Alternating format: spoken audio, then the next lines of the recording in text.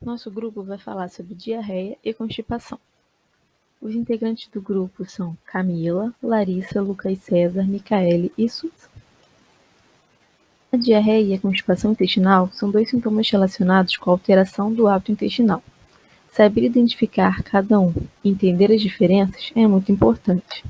Então, começando pela diarreia, de acordo com a OMS, ela é definida como um desarranjo do intestino com aumento do número de evacuações e fezes amolecidas ou líquidas.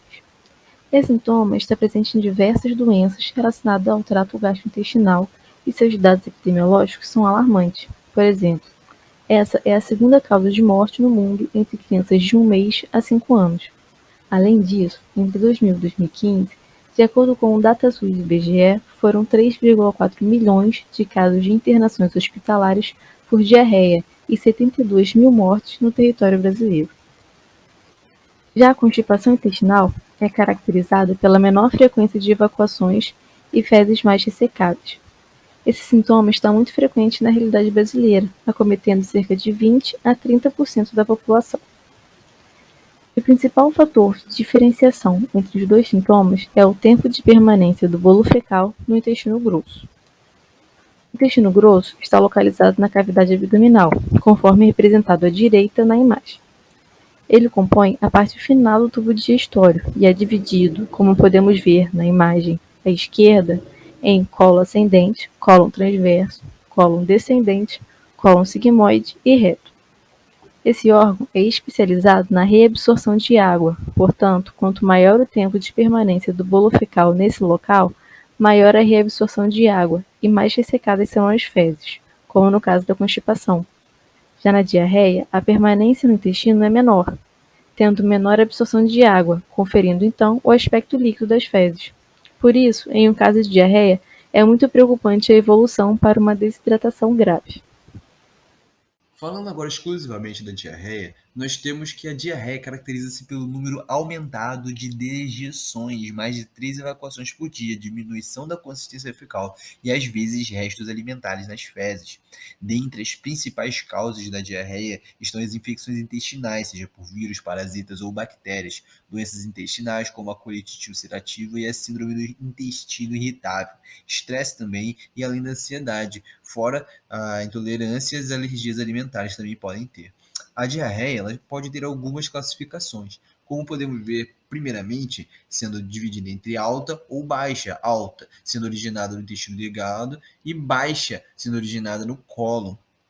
Certo? Na alta, nós temos algumas características, como as poucas dejeções ao dia, fezes volumosas, presença de reais alimentares e ausência de muco. Na baixa, temos as múltiplas dejeções ao dia, pouco volumosas, sem restos alimentares e com presença de muco, pus e pode conter sangue. A diarreia baixa compreende dois grupos, aguda e crônica, sendo considerada aguda quando tem duração de 2 a 3 semanas, enquanto se perdurar por 4 ou mais semanas é considerada crônica.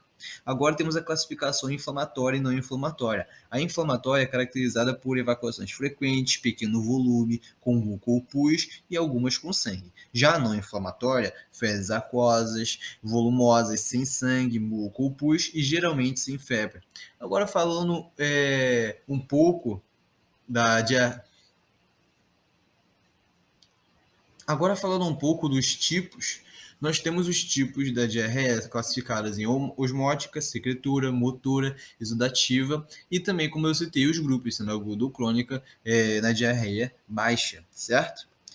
Falando um pouco do diagnóstico da diarreia, nós temos que ficar bem atentos pela divisão, porque a diarreia aquosa, por exemplo, tem um diagnóstico diferenciado, sendo vírus, toxina, da cólera, cólera e Clostridium difficile. Já a diarreia com sangue, ela tem outro diagnóstico, sendo podendo ser Escherichia, Salmonella, Campylobacter e E. coli enterohemorrágica. Isso nos deixa claro os patógenos que são mais associados em cada tipo de diarreia e além levando em conta, né, as características das dejeções.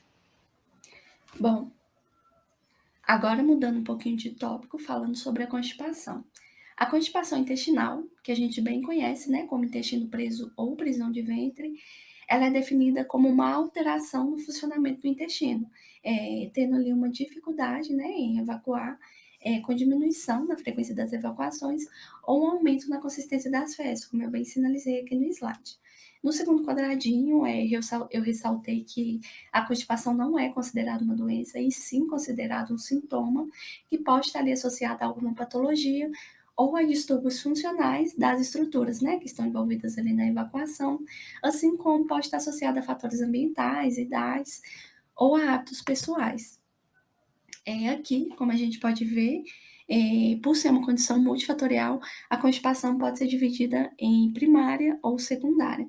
Na constipação primária, que também pode ser chamada de funcional, que é a forma mais comum, ela pode estar relacionada a uma alimentação inadequada, ao sedentarismo ou até mesmo uma postura imprópria, né, no ato da defecação.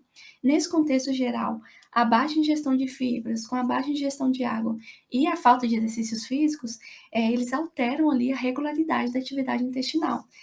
De forma normal, as fibras elas agem auxiliando na formação do bolo fecal, e em conjunto com essa quantidade de água e com a atividade física, tem ali um estímulo da atividade muscular intestinal. Já que na segunda parte, na constipação secundária ou constipação orgânica, ela pode ocorrer a partir de distúrbios que vão interferir, né, na motilidade gastrointestinal, interferindo de forma direta na absorção do intestino grosso. Aqui a gente tem de exemplo distúrbios de ordem endócrina, neurológica, metabólica.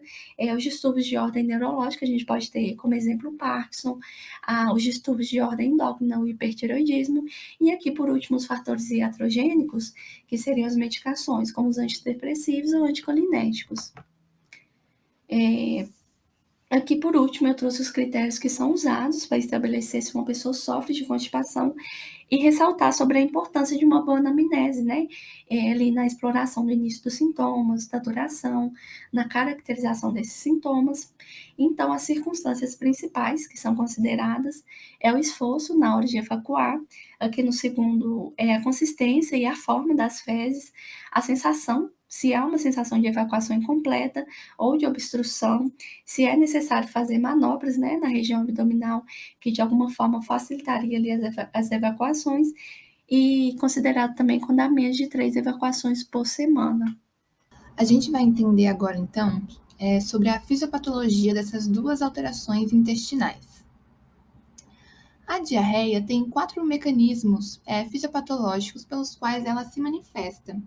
Ela pode ser uma diarreia classificada como osmótica, secretora, inflamatória ou por aumento de motilidade intestinal. A diarreia osmótica ela é caracterizada pela incapacidade da mucosa intestinal em absorver substâncias osmoticamente ativas. Isso acontece geralmente por uma perda das enzimas envolvidas na absorção de carboidratos ou por uma sobrecarga de substâncias de elevada osmolaridade. A diarreia secretora, por outro lado, ela acontece por uma secreção anormal de líquidos e sais. Também pelo intestino delgado e grosso, pelo estímulo de substâncias ou toxinas, como as bacterianas, por exemplo, né? Já a diarreia inflamatória, por sua vez, ela tem uma origem em uma inflamação com lesão ou ulceração da mucosa, que acaba diminuindo a capacidade de absorção intestinal e causa fezes com sangue, muco ou mesmo pus. Bom, por fim, quando você tem uma diarreia por aumento de mobilidade, ela acontece justamente por um aumento da velocidade do trânsito intestinal. Isso acontece geralmente pela presença de agentes infecciosos que produzem enterotoxinas que alteram essa motilidade. Bom, e já a constipação, ela tem uma fisiopatologia complexa, justamente pelas diversas etiologias que ela tem. Como práticas alimentares, o consumo de fibras, né? Doenças endócrinas e metabólicas, afecções neurológicas, uso de medicamentos, distúrbios da motilidade intestinal, né? Fatores constitucionais hereditários e distúrbios psicossociais, que causam principalmente a constipação de trânsito intestinal normal. Mas como que funciona de modo geral a constipação, né? A fisiologia dela? A gente sabe que o cólon do intestino grosso ele é responsável por reabsorver a água do conteúdo intestinal que é derivado do intestino delgado. Em caso de o mau desempenho dessa função de reabsorção, devido a essas diversas causas, né, que eu mencionei, ocorre alterações na consistência das fezes. Caso haja um excesso de reabsorção de água, as fezes elas serão secas e duras, dificultando o trânsito e a saída delas para o exterior. E se, pelo contrário, né, houver uma diminuição na absorção de água, então as fezes elas estarão altamente hidratadas e vai ocorrer a diarreia, como eu já expliquei anteriormente.